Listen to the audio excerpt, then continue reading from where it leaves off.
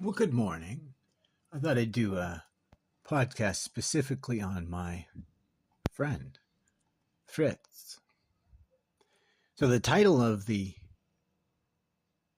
podcast is Philosophy Unbound, Nietzsche, Beyond the Abyss, Self Help, Psychology, and Personal Transformation.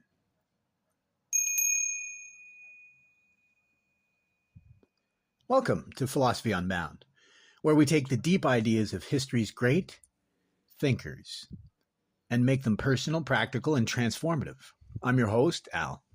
And today we're diving into one of the most misunderstood yet profound philosophers of all time, Friedrich Nietzsche, or as I like to call him, Fritz. Now, if you think Nietzsche is all about nihilism, despair, and the death of God, stick around because I'm going to show you a different side of him. We'll explore his contributions to self-help, psychology, and personal transformation. Nietzsche wasn't just a philosopher. He was a guide to navigating life's deepest challenges. And while many have tried to interpret his work, today I'm offering my take, supported by academic rigor, but filtered through my own lens. And let me just say, since I create so much about Fritz, I've taken to using Fritz as a shorthand for Nietzsche, because if I don't say Nietzsche or Friedrich Nietzsche, voice to text doesn't pick it up, and it changes it to like niche or something. It's really quite weird. So there's a little insight. If you do a lot of voice to text, some of these words are difficult for the AI even to pick up. But so here we go. First segment of the podcast. Nietzsche as a guide to personal empowerment. So let's start with something a lot of people don't realize. Nietzsche's philosophy can be seen as a form of self-help. Now, I know self-help might sound trivial in the context of someone like Nietzsche, but hear me out. Nietzsche was deeply interested in the idea of becoming, not just living life passively, but actively shaping who you are. He famously said, "Become who you are." This isn't just a poetic phrase. It's a radical call to action. Nietzsche recognized that most people live under the weight of societal expectations, cultural norms, and inherited beliefs. He urges us to break free from that, find our own path, not in rebellion for rebellion's sake, but to create something authentic. This ties into his concept of the Übermensch, or overman. It's not about becoming some sort of superior, overbearing figure, but rather transcending the limitations imposed by external forces and ourselves. The Übermensch represents the potential within each of us to live creatively, to sculpt our lives like an artist sculpts clay.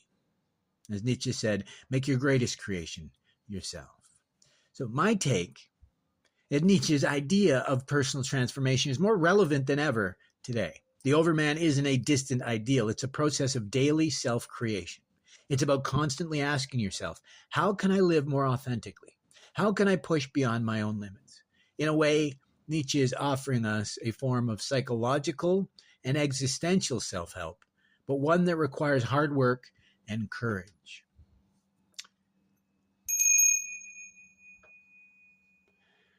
Amor fati, embracing fate as a path to freedom. One of the most powerful concepts in Nietzsche's work, in my opinion, is amor fati, or love of your fate. This is the idea that we should embrace everything that happens in life, the good, the bad, the painful, the joyful, without wishing for it to be different. It's not just about enduring hardship, but actually loving the fact that it happened. Amor fati is deeply connected to Nietzsche's view of freedom. We're not truly free until we stop resisting the inevitable and start accepting it as a necessary part of life. In embracing fate, we transcend victimhood, and we stop being reactive. We gain the power to shape our lives in the face of adversity instead of letting adversity shape us. I see amor fati as one of Nietzsche's greatest contributions to self-help and psychological resilience. In modern times, this is a mindset shift that's invaluable.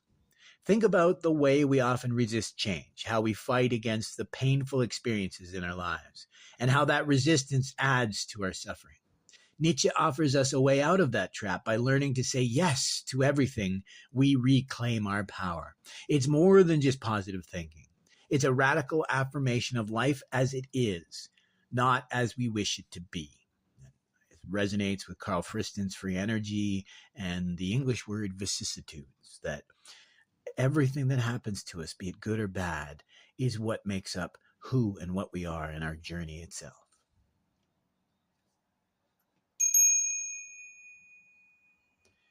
Nietzsche's psychology, the will to power. Another key idea in Nietzsche's philosophy that aligns with modern psychology is the will to power.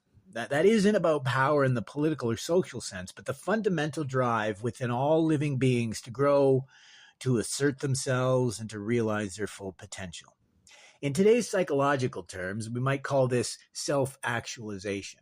Nietzsche saw the will to power as the engine that drives human development. It's the force behind our desires, our ambitions, and even our struggles.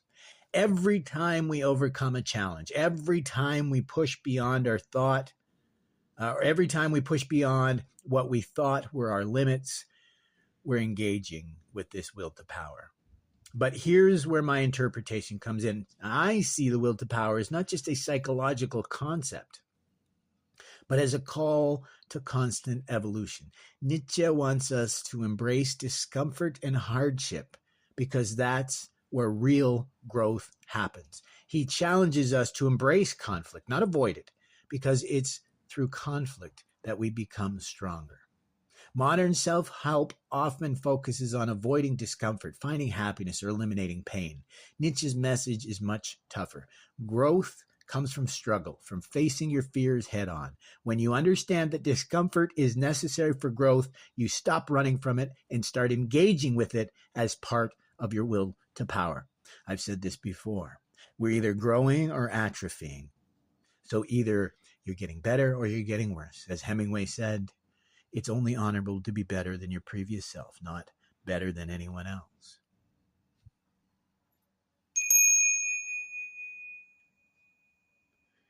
The eternal recurrence, a test for your life choices. Now let's talk about one of Nietzsche's most fascinating and potentially terrifying ideas, the eternal recurrence. Imagine that every moment of your life would be repeated endlessly over and over exactly as it is. Would you be able to accept it? Could you say yes to every choice, every mistake, every regret, knowing you would have to live it again and again? The eternal recurrence is Nietzsche's ultimate test. It forces us to examine our lives closely and ask, am I living in a way that I would be willing to live forever? It's a way of checking in on how aligned we are with our true values and desires. If the answer is no, then something needs to change. I find the eternal recurrence to be a brilliant tool for self-reflection. It's not about some metaphysical belief in endless repetition, but about how we evaluate our lives in the present. This idea can help us stop wasting time on things that don't matter and start focusing on what's truly important. Think of it as a life audit. Are you spending your time in ways that reflect your deepest values? Are you holding on to things, whether it's a job, a relationship, or a belief, that you wouldn't want to repeat for eternity? Nietzsche asks us to confront these uncomfortable truths and make bold choices.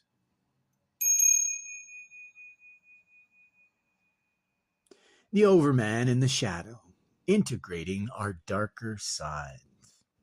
Here's another layer to Nietzsche's thought that connects directly with psychology, the integration of what Carl Jung would later call the shadow, those parts of ourselves we'd rather not acknowledge. Nietzsche understood that in order to become whole, we have to embrace our darker sides, our drives, our instincts. The Übermensch doesn't reject the shadow. Instead, he integrates it. By doing so, he becomes more than just an individual following society's rules. He becomes an artist of life, creating meaning from everything, even his own flaws and failures. We're winning or we're learning. This is where Nietzsche really stands out as a precursor to modern psychology. By integrating the shadow, we embrace all aspects of our humanity, not just the parts that are socially acceptable. In today's world, where we're often pressured to present sanitized versions of ourselves, Nietzsche's call to embrace the whole of who we are is more important than ever.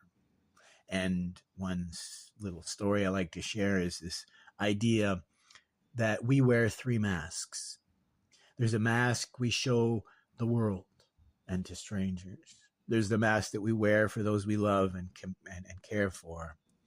But there may be this third mask that we may not even show to ourselves. We may not allow ourselves to know truly who we are ourselves. And as Nietzsche said in the preface to the Genealogy of Morals, we're knowers, but the last thing that we would know, will know often, is ourselves.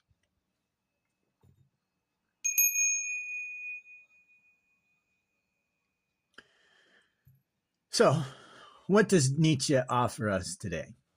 More than just philosophy for its own sake, he offers a roadmap for personal empowerment, psychological resilience, and meaningful living. Whether it's through embracing fate with Amor Fati, harnessing the will to power, or integrating our shadow, Nietzsche gives us tools to navigate the complexities of modern life. In a world that often leaves us feeling disconnected, Nietzsche invites us to become the creators of our own destiny, to turn struggle into strength, and to live with intention. But his philosophy is no easy fix. It demands courage, self-awareness, and a willingness to confront life's harshest truths. Well, thanks for tuning in to Philosophy Unbound. I'm your host, Al, and I hope today's exploration of Nietzsche has left you thinking about your own life in a new and possibly profound way. Until next time, keep questioning, keep evolving, and keep embracing the whole of who you are.